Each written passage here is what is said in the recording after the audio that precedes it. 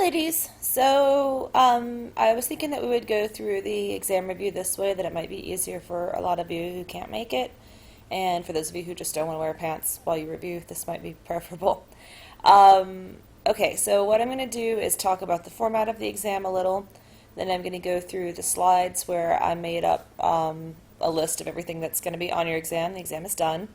And then I'm going to open a discussion section on Canvas where you guys can put any direct questions that you have. Everybody in the class will see the questions and everybody will see the answers.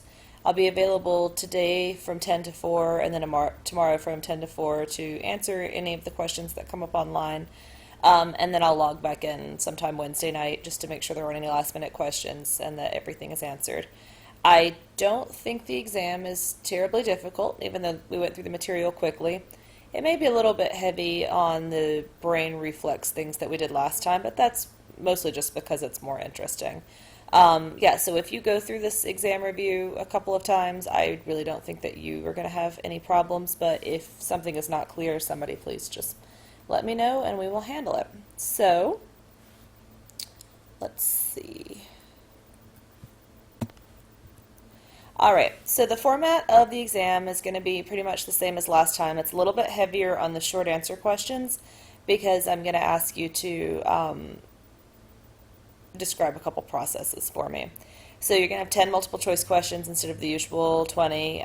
The true or false, the fill in the blanks. If it's I want 2 words, if it's something like medulla oblongata, I'll put 2 words in parentheses so you'll know that that's what I'm looking for.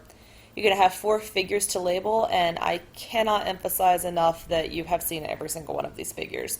So you have 4 sets of PowerPoint lecture slides. If you go through all of them and say, okay, I can label these, that's what it is. There's like 1 or 2 of the cerebellum slides where there were like 40 things labeled. We didn't do that in class. That's not what I'm putting on your exam. They're very simple figures. I mean, obviously know how to label the front, know how to label the lobes, like that kind of thing. They're really, really easy. So if you see a figure that's got like a whole ton of stuff on it and you're like, she never said this, you're not being tested on it. 6 short answer questions. One of them, I think the first one will be choosing from 3 different on-call questions. And I can't emphasize enough, because I don't think I have really emphasized it when we were talking about the cerebellum and the hippocampus. And I said I wanted you guys to independently look up the case of HM, who's somebody who experienced retrograde amnesia as a result of hippocampal damage. Do that. I don't want a scholarly article on it. I just want you to be able to say HM was a guy, he underwent a surgery, they were trying to cure his epilepsy, the damage to his hippocampus, these were the side effects of what happened. Very, very chill, like 5 sentences, but just be able to say when hippocampal damage occurs, this is sort of what we see in people, okay? We didn't really hit that again, and I do want to make sure that nobody's looking at me in the exam like, what in the hell are you talking about? Okay, so the neuron stuff is really simple. We've been over it a lot of times. It's not the biggest component of your test because we didn't really go into like how neurons fire, but be able to label it, which I think all of you can do based on your creative projects. Just be familiar with the major terms, what an axon hillock is, that a myelin sheath is a like sort of a nurturing little fat sac around the neurons. Know that the myelin sheath is white matter. The gray matter is like the structures, and white matter is the food, basically. Kind of know what it looks like when a myelin sheath is damaged. I really liked Allie's creative project where the damaged myelin sheath was bitten out marshmallows. That's exactly what it looks like. Just, look at that. Know that glial cells are the scavenger cells, and astrocytes can be scavenger cells too, but really their function is the blood-brain barrier. So if I'm asking you a question about a filter that's protecting your brain from toxins, that's astrocytes. And if I ask you just straight up, which ones are scavenger cells whose main job is to eat damaged material, you're going to tell me glial cells. Like, yeah, they feed too, but be able to separate those in your head. Astrocytes, blood-brain barrier, glial cells, scavenging.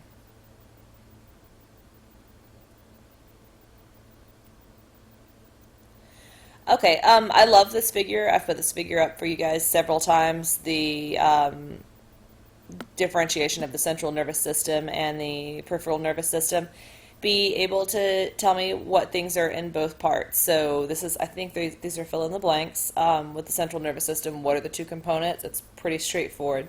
And then with the peripheral nervous system, know that the somatic is voluntary, that the autonomic is involuntary, and that the parasympathetic and sympathetic systems govern fight or flight and calming down from that. That's all I'm asking you about it. I'm not asking you for anything any more specific, but like right before the exam, just kind of make sure you have this chart straight in your head. Like I said, I think these are all fill in the blanks.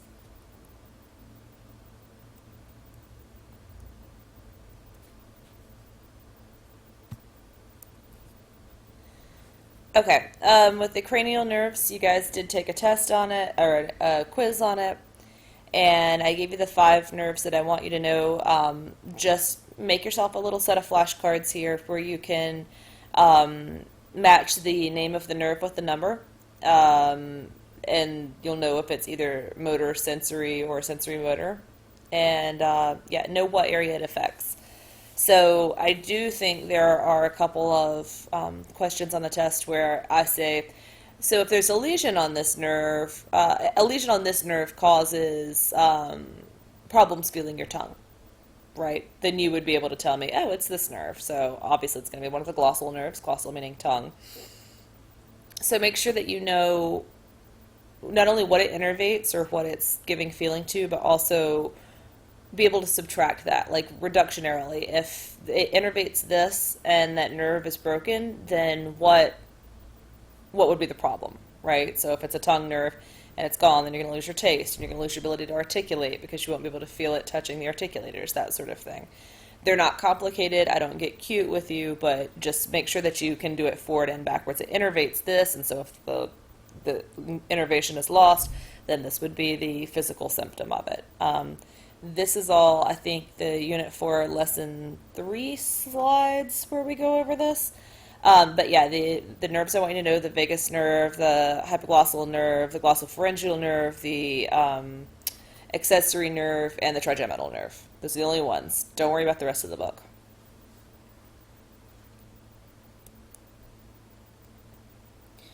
Okay, as far as synapses go, I want you to know the definition. I gave you several, sort of Wikipedia definitions of what exactly a synapse is. Remember, it's sort of like a larynx, that it's not what the synapse is, it's where it is.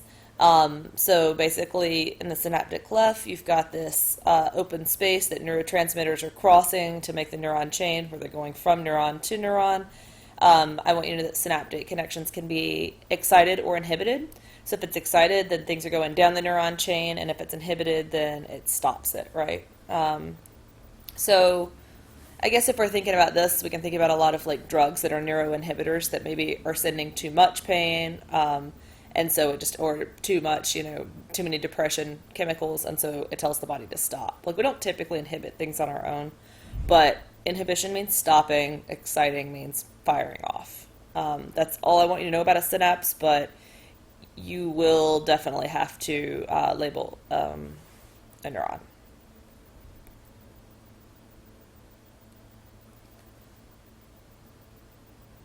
Okay, yep, more about the cranial nerve. I'm definitely going to, so what I'm going to do is I'm going to tell you, like, this is what the cranial nerve does, and you're going to tell me what the name of the nerve is.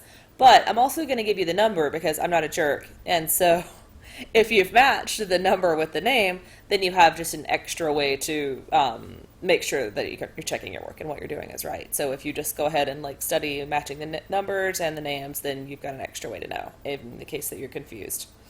So yeah, we definitely just went through this. If there are any questions about it, let me know. But like I said, it's only the 5, and I think you've got 3 or 4 questions about it on the test. Most of the test is going to be on brain anatomy. The assumption being that when you go into the master's program, they're going to think, okay, you're familiar with all these structures. So there's not a whole lot on neurons. The neurons were easy. Don't spend a ton of time going through Unit 1, or Lesson 1 slides. I feel like you guys got it. When you spend your time studying for this test, spend it on this. Know what the gyri, sulci, and fissures are. Remember, sulci are the depressions and gyri are the mountains. Know that fissures are like those long little earthquake, fault lines, and that all fissures are sulci. Not all sulci are fissures because they're not all lines. Some of them are just craters. Just have a good idea for what each area does, like all the bigger systems, right? So if we're talking about the cerebellum is sort of governing like human thought, right? Like, so the frontal lobe is dealing with executive function, which we said is the ability to execute goals. It's dealing with the motor things. It's dealing with language. It's dealing with emotion regulation to some extent. So the cerebellum is basically all of like the thinking parts of being like alive. The cerebrum, when we start getting down farther, we're dealing with like movement and things in the basal ganglia, and then the brainstem is just sort of the very basic what it means to be like a living, breathing organism. So think about the basal ganglia being movement. All basal, like if you have a movement problem, if you have Parkinson's, if you have Huntington's, if you have any of these things, these are basal ganglia problems. If you have balance issues, it can be basal ganglia problems. If you have issues with your brainstem, it's not good for you, right? Like we said, if your medulla oblongata gets hurt, well, that's governing your respiration, so you need to be on a ventilator. It's governing your ability to, like, literally be awake, so you're going to be in a coma. Like, there's a whole lot of things going on with the midbrain and the medulla that will kill you. Whereas that's not really true of the cerebellum. If something happens to your frontal lobe, you'll probably start cursing a lot more, being more short-tempered, but you're not going to die. I want you, let's see. I want you, when we were talking about the brain reflexes, to be able to sort of generally point the brain reflexes back to certain areas. So when we talk about, say, the olfactory senses, I want you to be able to sort of say, all right, so the smell was coming in through the olfactory bulb, and then it would go to these different areas, and some would trigger memory, and some would trigger emotions, and some would trigger disgust, and they would go to different areas. So just sort of be able to map it, hippocampus is memory, that kind of thing. We're going to go through that slide in a minute, so if that seemed a little bit cut off, just bear with me for a second. I just don't want to be repetitive. Okay, so go through the diagrams labeled in class, the ones where we did the lobes, go through the ones where I asked you to label the brainstem, the one where I asked you to label the like basal ganglia midbrain part. You have 4 figures, I think, on the test. And that's all they cover. So none of the very complicated ones. Okay, so let's talk about the subcortex first, because I feel like that is probably the most complicated one we haven't been over recently. So the basal ganglia is a movement structure. It deals with balance, it deals with your ability to coordinate, to do complicated things. Remember that the thalamus is the gland that regulates, how do you want to say this? So the thalamus just sort of regulates cycles, right? So it's not just like it has something to do with the menstrual cycle, but it regulates sleep cycles, it regulates like energy cycles. So anything where there needs to be sort of an ebb and flow is going to be thalamus related. So your ability to fall into a good sleep and then to come out of that sleep and have your sleep last a consistent amount every single night, that's all going to be the thalamus. The hippocampus was long-term memory, and I said that long-term memory is anything that lasts longer than about 2 minutes. We didn't go into short-term and working memory. You'll take cognitive classes in your master's program, and they'll go all into cognition and executive function. But the hippocampus is responsible for storage of long-term memory. The case of HM, he had his hippocampus damaged, and he was not able to form new memories. That might seem like short-term memory, but it's not. It's still long-term if the memory lasts more than 2 minutes. A short-term memory would be something like, I ask you to hold these numbers in your head, 863174. And you can hold it, and then I start talking about something else, and they're gone. That's short-term memory. So hippocampus responsible for long-term memory formation, and the olfactory senses can trigger the hippocampus because you get a smell of perfume and you go, oh my gosh, that smells like my grandfather. That was stored on long-term memory. Remember, the limbic system is not a physical system. It governs motivation, sex drive, emotion, and it's basically the limbic system is all of the subcortex working together to make these things happen, right? And so think about this logically. Like, obviously, motivation and emotion are going to come from the hippocampus because without memory, we don't know what we're motivated about. And without memory, we don't know what makes us sad. We don't know what makes us happy. So obviously the limbic system is going to be drawing on the hippocampus. As far as sex drive goes, of course that has to come through the basal ganglia. If we can't move and we can't feel and we can't coordinate, then like sex is not going to happen. People aren't going to reproduce. The thalamus is that cycle, right? Like you don't want to be crazy emotional or have crazy sex drive or be hyper motivated all the time. And so the thalamus is that part that just sort of regulates when you're sort of on and when you're off. And so all of these parts together, like if we build them up like that, then you can sort of see how the limbic system is just like the basic term for a good working subcortex that all the parts are contributing. Okay, when we move down to the brainstem, I want you to think of the brainstem as involuntary, right? So everything that's happening in the cerebellum is voluntary. Basal ganglia is sort of half and half. I mean, part of the movement is, I mean, you can make yourself move, but some of the respiratory things maybe not. But everything in the brainstem is involuntary. Like there's nothing that you can do to make your medulla or your pons or your midbrain work better, faster, more efficiently. I want you to think of the medulla as basically your vital signs center. So the medulla is regulating your breathing, it's regulating your blood pressure, it's making sure it's regulating your body temperature. It's making sure that everything's okay. So if you have a fever, it's your medulla that's telling your blood pressure and your body temperature to like heat up in order to keep the germs out and to kill off the bacteria.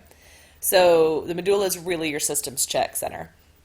The pons does a lot of different things. It also, I mean, its basic thing is connecting the midbrain to the medulla, but within the pons, remember, we have the olivary complex, and that's responsible for picking out sound from stimuli. So it's the reason that you can hear my voice over your running refrigerator, over your phone, over your music, because the olivary complex is putting all of my acoustic signal together and saying, this is a voice, that's the radio, that's a jackhammer, and so it's separating things out. So that's super important for speech.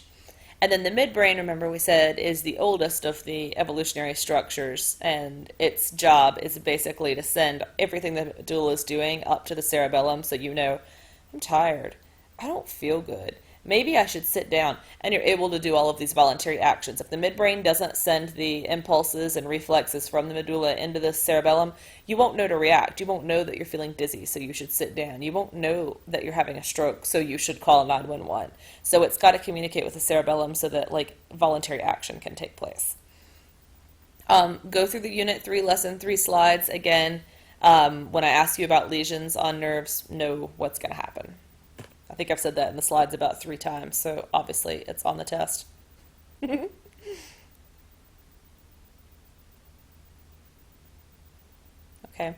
and here are some examples of what I mean when I say go through the reflex. Okay, when I say go through the reflexes, 1, I want you to tell me what happens if damage occurs as a lesion, and 2, I want you to be able to sort of trace for me how a reflex works. So we spent a decent amount of time in class talking about like how taste works, that you have the 5 taste senses, that they're located all over the tongue. So yeah, there's some localization of maybe sweet, but for the most part you can sense things in different places, that it's not localized like we see when we're in the little dental charts when we're kids. I want you to be able to talk about how and why taste reflexes are regulated by the brain. So why do we need to taste? What is our brain trying to get out of it? It's trying to get more nutrition. It's trying to get us to continue eating, because evolutionarily, our brains haven't caught up to the fact yet that there's ample food, and that what we actually need is like more exercise and some self-control. Like our living organism thinks they're still going feed, feed, feed, feed, feed, right? So I want you to be able to talk about that with taste. With smell, I want you to be able to talk about how like smell is closely related to taste. And so what was the thing I said? Like if you really plug your olfactory bulb, like you hold your nose really, really tight, they say, I haven't tried it, somebody should try it, let me know, that if you take a bite of an apple and a bite of an onion blindfolded, you can't tell the difference if your olfactory bulb is completely cut off. So be able to talk about what that's got to do with taste, and what that's got to do with that continuing sense of nutrition and our body's fundamental desire to stay alive. And be able to talk about how olfactory senses can stir up all the different parts, like I said, the hippocampus and the amygdala that's regulating emotion, what that has to do with it. I'm going to want several things here. Obviously, there's not just one part of your brain that olfactory senses stimulate. Be able to write me something very nice on that. Be able to identify what gag, vomit, and cough reflexes have in common. That the medulla is triggering in every sense, that there is some sort of tactile, remember, some sort of touch thing that it doesn't like. Either something is hurting your stomach, or something has touched your fascial pillars, or something, and so your response is to gag. With the coughing, it's the same concept, but instead of happening in your stomach, it's happening in your trachea, your bronchial tubes, your nose, your mouth, somewhere there, and your medulla, again, is triggering, hey, get it out. And then with vomiting, it's more that your medulla has sensed a substance that it doesn't feel like it can break down, and so it triggers, hey, get it out. The esophageal sphincters open, the larynx opens, the vocal folds close, and the epiglottis covers them so that none of the vomit is going to go into your airway, and then it comes out. So be able to tell me what they have in common and be able to tell me how these things happen in no more complicated detail than I gave you on those slides. I want just prose explanations. This is how you vomit. This is how you gag. This is why you gag. This is, how you smell. This is why you smell. This is how you taste. This is why you taste. If you can do that, you'll be fine. Okay. Lastly, I thought I would go through some on-call questions with you quickly. You're going to get 3 of these to choose from, but I know we had a lot. So just to review quickly, a hematoma is basically a pooling of blood in a portion of the brain, and it's caused by injury. So falling off of a stool, hitting your head, any a blunt force trauma. A lot of times if people are hit with a bat or something, then they die later, or they die in their sleep, it's because hematomas fill up very slow. And so it can be fatal because you don't know immediately that it's happened. So people just feel really, really tired and they go to sleep and then they just don't wake up. So that's what a hematoma is. That's why it's dangerous. It can be fatal if somebody knows the signs and they see the confusion and a person's acting concussed and there was a blunt force trauma and they get them to the hospital. A hematoma can be drained and you can live, but that's why it's dangerous. How have seatbelts affected TBI? So seatbelts have cut down on the number of TBI cases by a lot. Car accidents used to be the number 1 cause of TBI, and now because people under 40 wear their seatbelts, you're not being flung from cars anymore, so that's not the issue. So now the biggest causes of TBI are still motorcycle accidents because, the helmet's nice, but your head is your head, and gunshot wounds. Because, yay, America, we do that. Okay. No more editorializing. So, how does the nervous system protect the brain from harm? No, protect us from harm. Sorry, I've got that really small. So the nervous system protects us from harm by being able to sense damage triggers in the environment, right? So the nervous system tells us something's hot, get your hand off the stove. It tells us it's cold, get some gloves on so you don't get frostbite. The nervous system can tell us when a situation is dangerous by triggering our sympathetic responses into fight or flight so that we know to get out. That feeling you get when it's like, oh my gosh, this person is really creepy. Your nervous system has triggered your sympathetic response system that you need to go. And it doesn't mean that there's any sort of physical correlate to what's happening. It's just protecting you. The parasympathetic system protects us from harm by calming us down, because if we just exist in a constant state of fight or flight, we will have an adrenaline crash. The nervous system, let's see, what else does it do? So the nervous system can also tell us, it's fine, don't worry about it. Those are plenty of things. You give me those 3 sentences and you'll be good. Let's go on to the next thing. What are the visible symptoms of trigeminal nerve damage? Give me a bullet pointed list. I want you to look it up. I guess I'm spending most of this time giving you guys answers to the test, but look it up. Give me 3 bullet points on that. You've got it. This is totally in the slides. What are resting action potentials? So remember, a resting state potential is when the neurons are ready to go. They're healthy, they're fed, they have a good myelin sheath, and they're just sitting there waiting to be stimulated, right? And so they're stimulated by an electrical impulse, and they're either then excited and it goes down the neuron chain, or they're inhibited and it stops. But the resting state potential is just basically like a gassed up car. It's ready to go. An action potential is once the excitation has happened, the electrical impulse has happened, then the neuron is said to be activated, and ready to fire. And so if there's no inhibition that goes on, then it goes down the axon chain and we have the nerve impulse, right? So it could be any sort of nerve impulse, something triggering the sympathetic system, something as simple as waking you up. But a resting potential, think about it as a gassed up car, and an action potential is more like a revving car, right? So like now it's ready to go, like it's been excited by the electrical impulse and now it's just waiting to be excited or inhibited. I don't know that we went over that a lot, but that's the answer I'm looking for.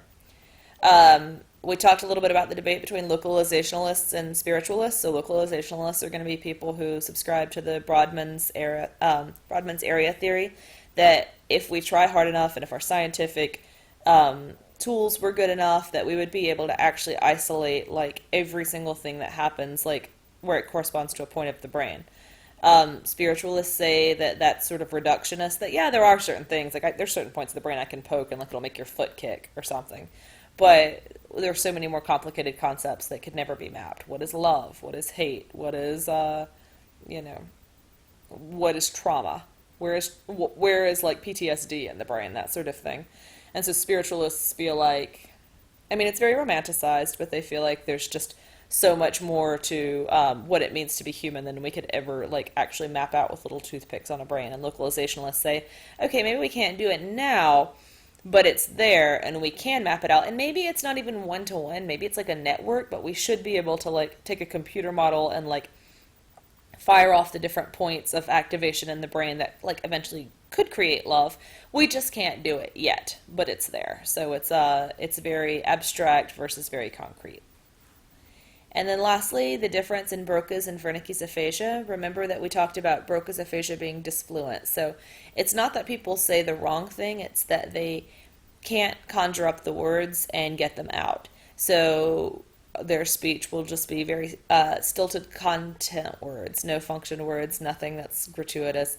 So they might just be like, table, book, to be like, get me the book on the table, because it's so effortful for them to get speech out. People with Broca's aphasia do a whole lot of saying the thing, because it's so hard for them to do lexical retrieval. Wernicke's aphasia, on the other hand, seems to be perceptual. People have no problems talking as fast as I'm talking now. They even use real words, they just don't make any sense. And so they often become very frustrated that they're not understood because they hear normal prosody and they hear speech, and they can't process that what they're saying doesn't make any sense. Likewise, they can't process what other people are saying. They think other people are talking gibberish back to them. As far as literacy goes, we just really don't know yet. So this is all you need to do for the exam. The exam's 20% of your grade. If you've got over a 95 in the class right now, there's no difference in a 93 and 100, so I wouldn't kill myself for it. If you're in the B or A minus range and you're really trying to bump up, 20% is a lot, go through this repeatedly and try to get 100. It's not undoable. I don't grade terribly difficultly, and a lot of this is things we've been over lots and lots of times. Kill yourself on it and get the grade. I'd be more than happy to give you all A's, and I hope that you all do great. If anything is not clear, like I said, I'm setting up a Canvas discussion site now. You can just go in and ask me a specific question. I'd prefer that you're not like, do we need to know this? Do we need to know this? Do we need to know this? That's a little obnoxious. But if something's legitimately not clear, feel free to ask, and I will be happy to engage in discussions with you guys. I will see you Thursday at 5, I think is what time our exam starts, in the same room. And wish you all the best of luck with all of your exams, and have a good rest of your day. Bye.